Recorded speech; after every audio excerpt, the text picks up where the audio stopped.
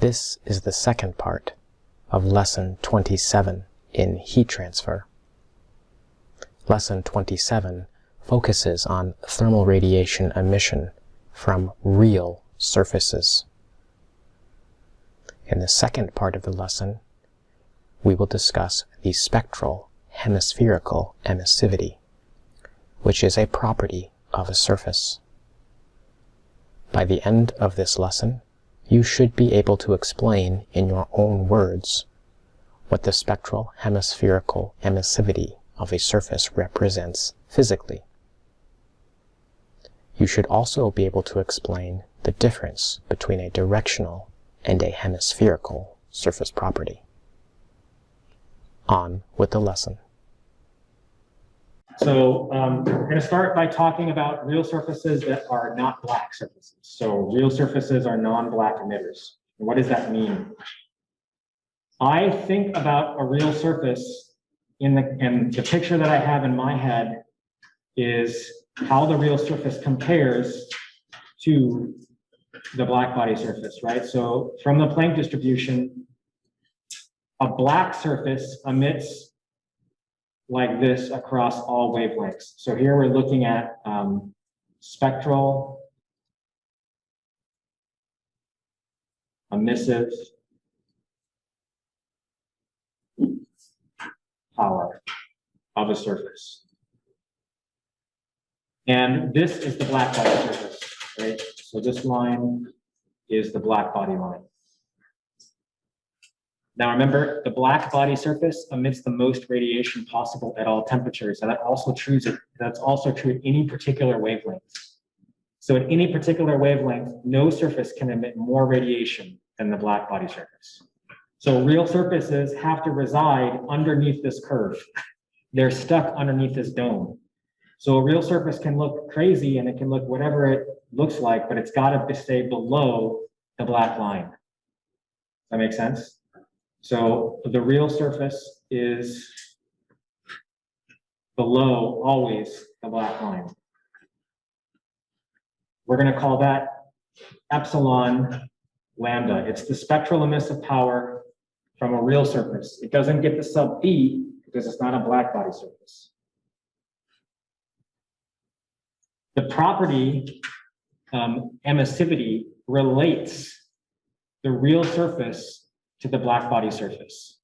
It says at any particular wavelength, what fraction of the black line is the green line?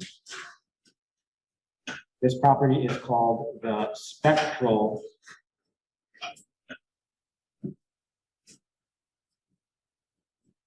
hemispherical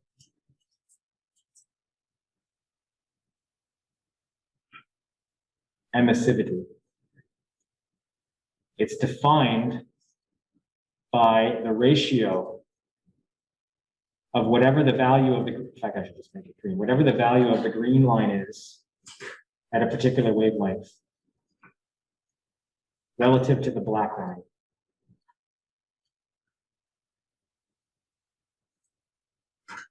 Right, so what I think is the epsilon is like, I know the number here, right? The epsilon says, what fraction of that number gets me here, right? Like how far down do I have to go to get to the emission from the real surface? That's what the epsilon gives me. Does that make sense? Okay, so let me unpack. This is a word you haven't seen yet before. Spectral, you know now means it's at a particular wavelength. But this hemispherical, so in reality, radiation is also directionally dependent. So a real surface can preferentially emit in one direction compared to some other direction. But we're not going to deal with that in this undergraduate heat transfer class. Right? So if you want to get into problems where directional dependence is really important, you can take a radiation class in grad school, or you can take an advanced course from AS&E. But it's beyond what you really need at the undergraduate level and what you need for the vast majority of problems. So when I say hemispherical, I've already averaged out all of the directional dependence. So what I want you to think of when you see in the textbook, or you see me say it or write it, hemispherical means averaged over all directions. Right?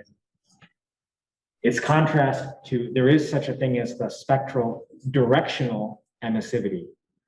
Right? That's the property at a particular wavelength and in a particular direction. Epsilon only depends